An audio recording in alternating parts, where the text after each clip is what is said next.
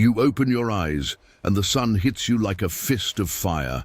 The heat is brutal, dry, relentless. You're lying on hot sand, and when you try to sit up, the glare blinds you completely. You blink several times until your vision adjusts, and then you see it. Less than a kilometer away, a mountain of white stone rises toward the sky. It shines like a giant mirror under the desert sun. Thousands of tiny figures move around it like ants working on a colossal anthill. You hear shouts, rhythmic chanting, the creaking of ropes being pulled tight, and the constant hammering of chisels against rock. You look down and discover you're wearing a rough linen tunic. Your skin is tanned, your hands calloused. A man walks past you carrying a water jug and says something in a language that, inexplicably, you understand perfectly. The vizier is looking for more stonecutters. If you don't have an assignment, go to the port before noon. Your heart stops. You recognize the structure. It's the Great Pyramid of Giza, but not as you know it from photographs. It's half-built, covered in makeshift scaffolding and earthen ramps. Its polished white limestone casing gleams as if it were made of solidified light. In the distance, you can see another smaller pyramid, probably Sneferu's at Dashur. And suddenly you understand. You traveled through time. You're in Egypt, around the year 2550 BC. Pharaoh Khufu rules the most powerful kingdom in the ancient world, and that mountain of stone rising before you will be, for the next 800 years, the tallest structure ever built by human hands. You have all the knowledge of engineering, physics, and mathematics from the 21st century in your head. You know about levers, compound pulleys, structural calculation, advanced geometry. You could, in theory, impress the pharaoh himself with your wisdom. Or you could end up as an anonymous laborer, crushed beneath a 2-ton block of stone, forgotten by history forever. Because in the next few minutes, I'm going to show you that having knowledge of the future in the Egypt of the pharaohs can make you the most valued advisor in the kingdom, or a heretic executed at dawn. And the line between those two fates depends on just one thing.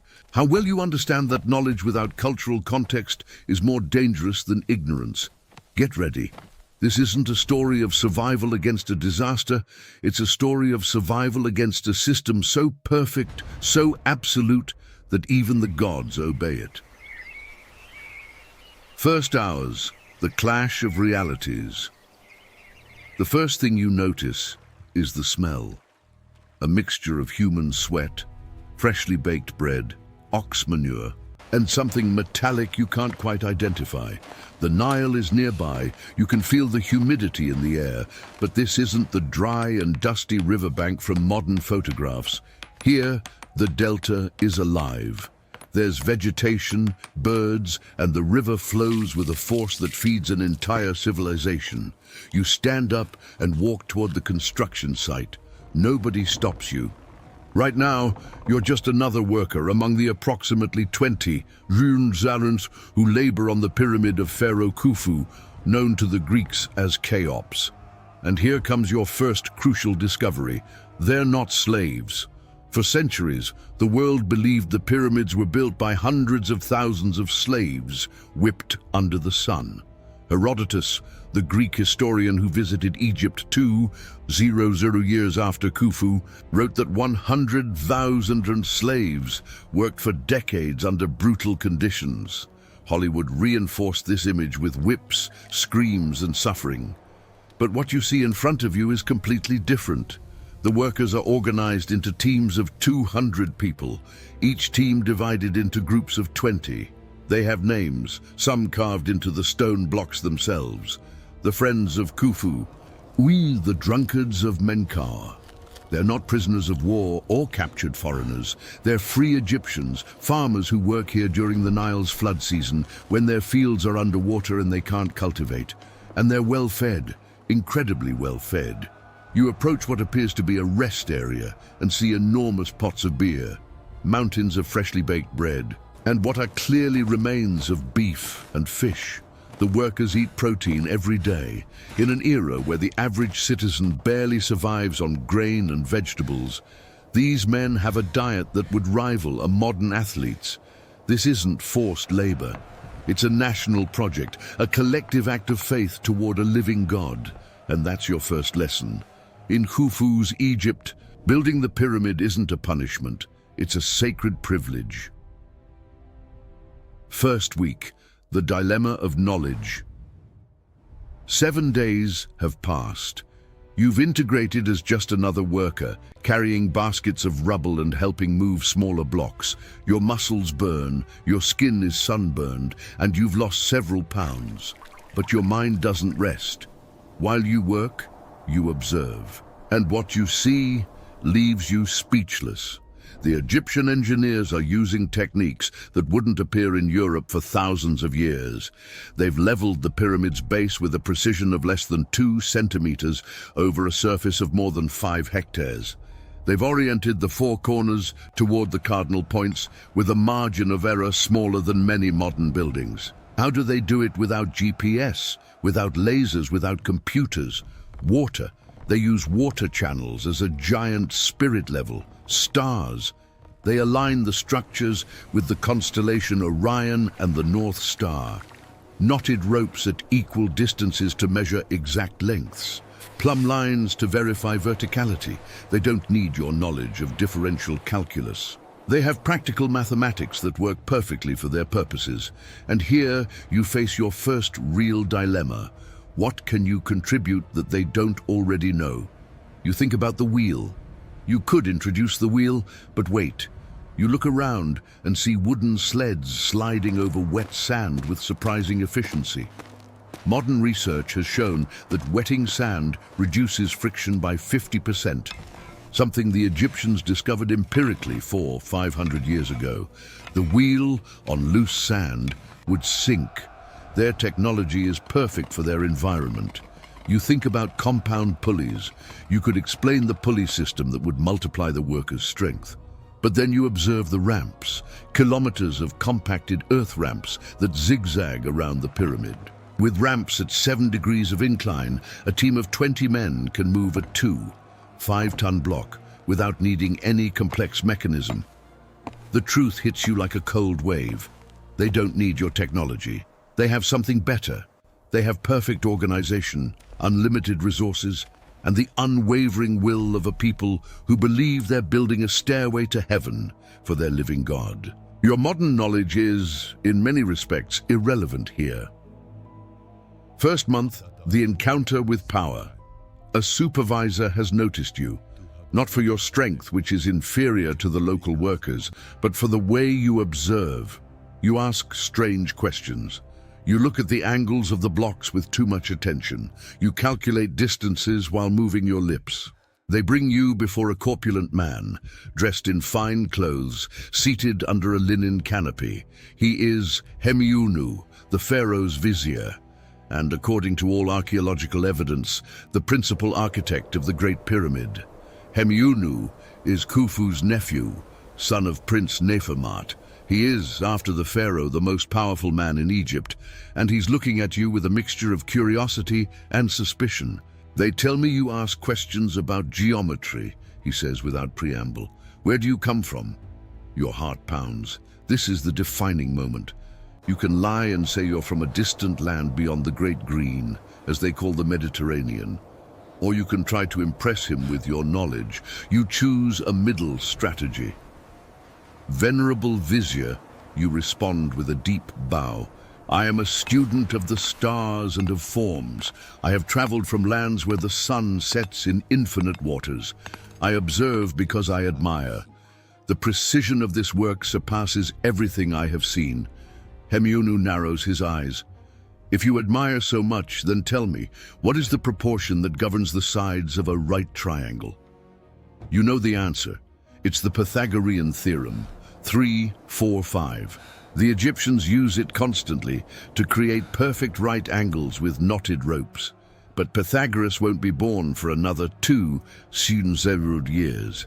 Here, this knowledge is simply called the sacred chord. 3, 4, 5, you respond, and also 5, 12, 13, and 8, 15, 17. The vizier leans forward, genuinely interested. You know the extended proportions. Few scribes master them. What else do you know? Here is your opportunity, but also your greatest danger. Second month, walking on the razor's edge. Hemiunu has assigned you to work with the scribes who calculate the quantities of stone needed for each level of the pyramid. It's an enormous promotion. You no longer carry rubble. Now you have access to papyrus, ink, and the intellectual elite of the project. But every day is an exercise in restraint. You know that the pyramid, when finished, will measure exactly 146, 6 meters in height. You know it will use 2-3 million blocks of stone. You know that the Diary of Mera, a papyrus that archaeologists will discover in 2013, records the transport of 200 limestone blocks per month from the quarries of Tura. But you can't say any of this. Every time you feel the temptation to reveal some future knowledge, you stop yourself, because in Khufu's Egypt there are certain truths that are mortal heresy. The pharaoh is a living god, the incarnation of Horus on earth. To suggest he is merely a man would be blasphemy. The pyramid is the stairway by which the pharaoh's Ka, his spiritual essence, will ascend to heaven to join with Ra, the sun god. To question this would be treason, and there's something deeper you must understand. The Egyptians don't see knowledge the way you do. For you, knowledge is individual power, something shared freely for collective progress. For them, sacred knowledge belongs to the gods and their representatives on earth. The secrets of geometry, astronomy, and medicine are divine gifts administered by priests and scribes. If you reveal that you know too much, the inevitable question will be, where did you obtain this divine knowledge? And the only acceptable answer in this world is, from the gods. But if the gods gave you knowledge, why didn't they also give you nobility, lineage, position? Why did you appear as a vagabond in the desert?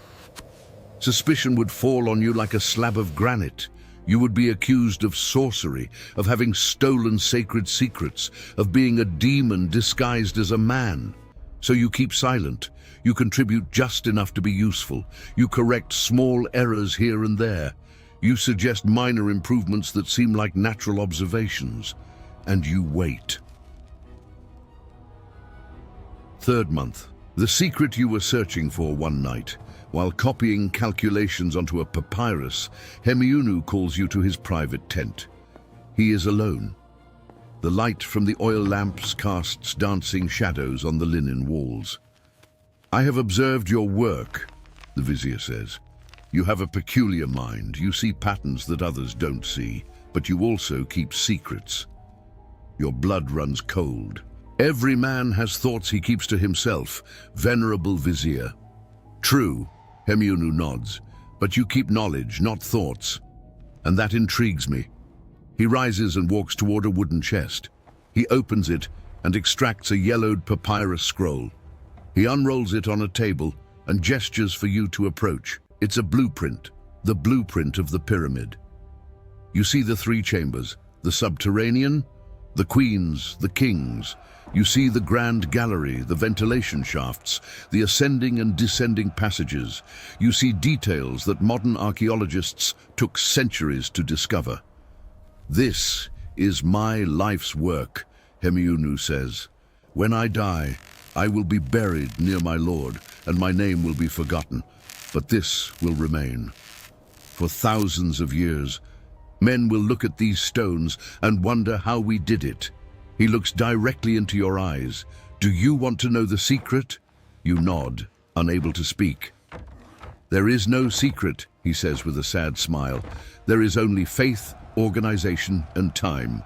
We move one stone, then another, then another. Each block is placed by human hands, verified by human eyes, celebrated as an offering to the gods. There is no magic. There is no mystery. There is only will. And in that moment, you understand something that no history book had ever taught you. The pyramids were not built by alien technology, nor by lost knowledge, nor by methods that modern science cannot replicate. They were built by something much simpler and much more extraordinary.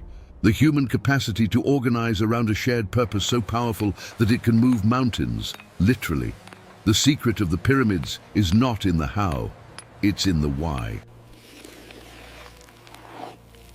6th month, your silent contribution. 6 months have passed. The pyramid has grown noticeably. It now exceeds 80 meters in height, and the pace of work hasn't diminished. You've found your place in this world, not as a revolutionary introducing future technology, but as an observer who improves existing processes almost imperceptibly. You suggest small changes in transport logistics that save hours of work each week.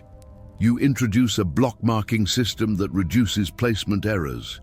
You improve mortar formulas based on chemistry knowledge that you present as personal experiments. Nobody suspects you because you never claimed to know more than what an intelligent man could discover through careful observation.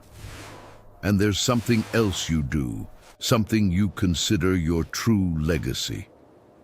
You write. At night, when the camp sleeps, you take discarded papyrus and record everything you see. The construction methods, the organization of the teams, the workers' diet, the religious rituals, the names of the foremen and scribes.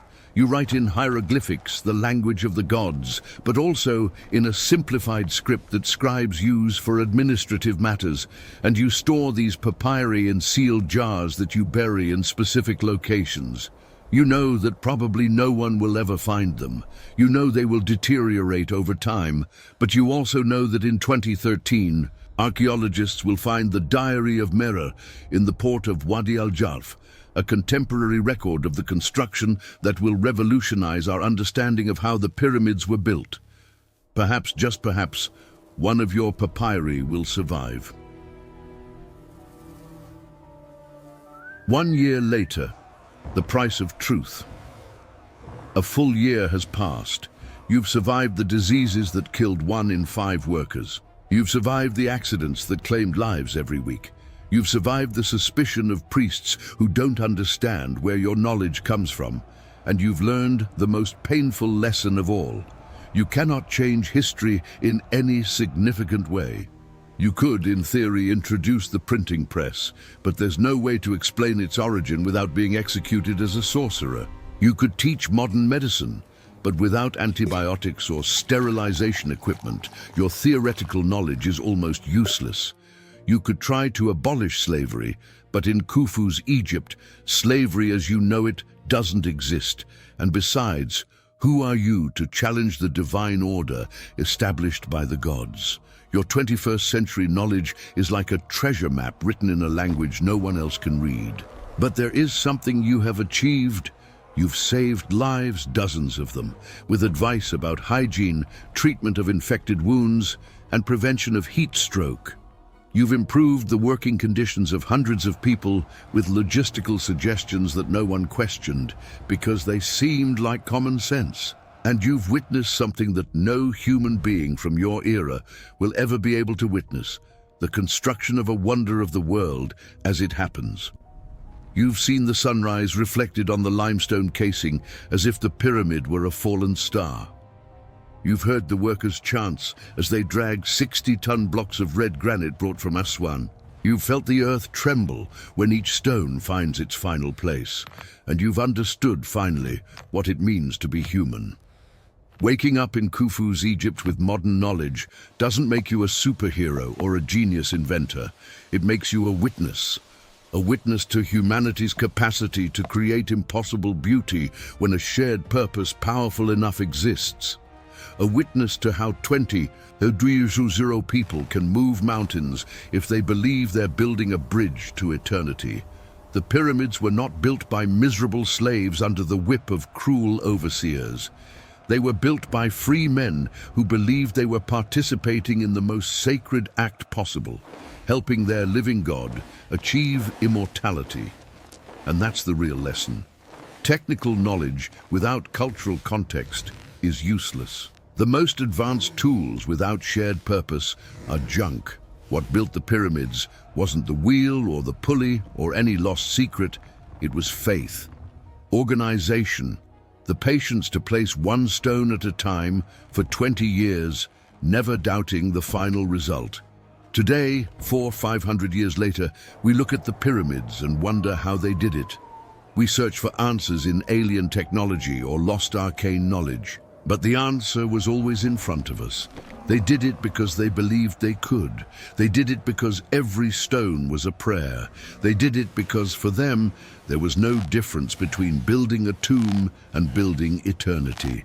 And perhaps that's the most uncomfortable truth of all. We haven't lost any ancient technical knowledge. We've lost something much more valuable.